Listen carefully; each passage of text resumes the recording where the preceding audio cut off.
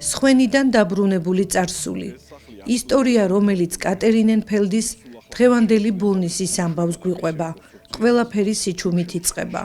ძველი სახლის სხვენში, მტვრის ფენაში ჩაფლული ნეგატივების ყუთში რამდენიმე ასეული სურათით, რომელიც დროშით დაკარგული იყო, თუმცა გადარჩა, რათა გაეცოცხლებინა გასული საუკუნის 20-იანი წლები. ეს არის ამბავი უცნობი ფოტოგრაფის შესახებ, რომელმაც ობიექტივში ჩაკეტა გერმანელი კოლონისტებისა და ქართველების ერთად ცხოვრება, მათი ადათ-წესები. ყოველი კადრი დროის შეჩერებული სუნთქვაა, დაკარგული ფოტოების ამბავი. ასე ჰქვია თომა ჩაგელიშვილის მიერ გადაღებულ დოკუმენტურ ფილმს, რომლის პრემიერაც საქართველოს ეროვნული არქივის კინოთეატრში შედგა. კომპანია RMG-ს მხარდაჭერით გადაღებული ფილმი ხიდია წარსულსა და აწმყოს შორის. სცენარის თითქოს ყვავილის ან რაღაც მსგავსი დეტალი, რომელიც დღესასწაულია რამე ვითომ? დღესასწაული ან რაღაცას აღნიშნავენ. ფილმზე მუშაობა დავიწყეთ RMG გოლთან ერთად, როდესაც ვფიქრობდით, რომ როგორ მოვიფიქროთ ესეთი ხერხი, რომელიც მოახდენს ქვემო ქართლის პოპულარიზაციას. მოსინჯეთ რამდენიმე ვარიანტი და ვფიქრობდით, რომ ერთ-ერთი მთავარი საყრდენი და ყოფილიყო ქართულ-გერმანული ღვინის სახლი, რომელიც არის ბოლნისის მშვენება, მართლაც გერმანელების დანატოვარი. მაგრამ რა უნდა ყოფილიყო ამის ამბის მთავარი ხერხებალი, ჯერ არ ვიცოდით და აი ამ დროს გამოჩნდა ეს ამბავიც, რომ არსებობს 10 წლეულებით მიტოვებული სახლში აღმოჩენილი ფოტონეგატივები, რომელიც სულ სხვანაირად გვიყვება ბოლნისის ისტორიას, სულ სხვანაირად გვიყვება მის ამბებს და ეს იყო ჩემთვის, რა ვიცი, ალბათ ბედნიერების გაელვება თავში, რომ მივხვდი, რომ აი გამიმართლა ცხოვრებაში, რომ ესეთი აღმოჩენებით განებივრებული საქართველოში და სოფლიოში არ არიან ადამიანები.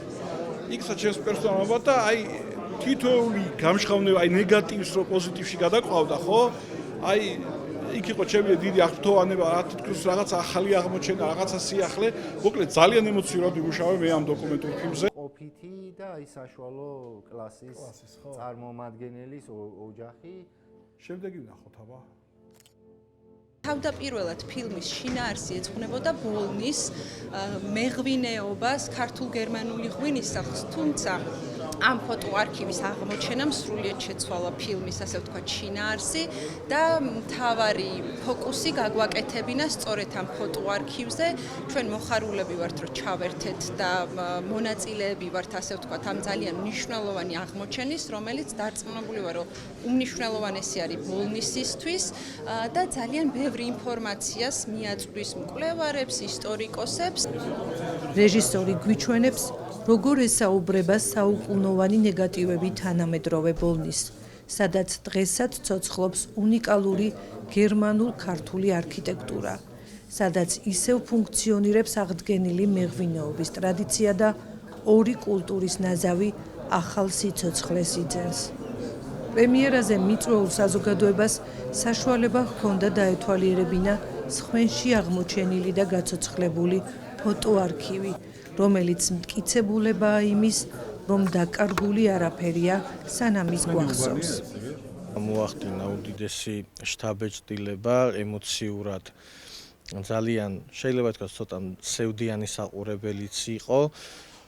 მადლობა მინდა გადაუხადო ბატონ თომას, ვინაიდან გაგვიცოცხლა 200 წლის წინანდელი ბოლნისი. ასევე მადლობა მინდა გადაუხადო RMG-ს. ეს სრულიად შემთხვევით მოხდა ჩემს მეზობლად ერთ-ერთ სხვენში აღმოჩნდა მსახურავი შეცვლის დროს ეს ფირები და რადგანაც გამიჩნდა ეგეთის რომ არ უნდა დაიკარგოს ესეთი უნიკალური მასალა RMG-ში ჩართულობით შექმნეს და ესეთი უნიკალური მართლაც ძალიან კარგი დოკუმენტური ფილმი გამოვიდა. ეს როგორც ჩვენი რეგიონის, კონკრეტულად კერძოდ ბოლნისის განვითარებას ძალიან ხელშეუწყობს ტურისტული კუთხით. ეს სახლიც თავის დროზე გერმანელებმა ააშენეს.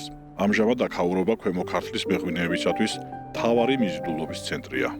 მინდა ყურადღება მიაქციოთ ერთ მნიშვნელოვან დეტალს. ფილმში ყურადღება ეთმობა ქართულ-გერმანულ ღვინის სახლს, რომელიც RMG-ს მიერ იქნა შეძენილი და აღდგენილი. საუკუნოვანი სახლი მტკიცედ ინახავს ისტორიას. ეს არის ცოცხალი მუზეუმი, სადაც გასტრონომია ხელოვნებას ხვდება, ხოლო წარსული მომავალს. სადეგუსტაციო და სადემონსტრაციო სივრცე. აქვე ხდება ღვინოების რეალიზაცია, ღვინის დეგუსტაცია ხემსთან ერთად, ადგილობრივ პროდუქტებთან ერთად.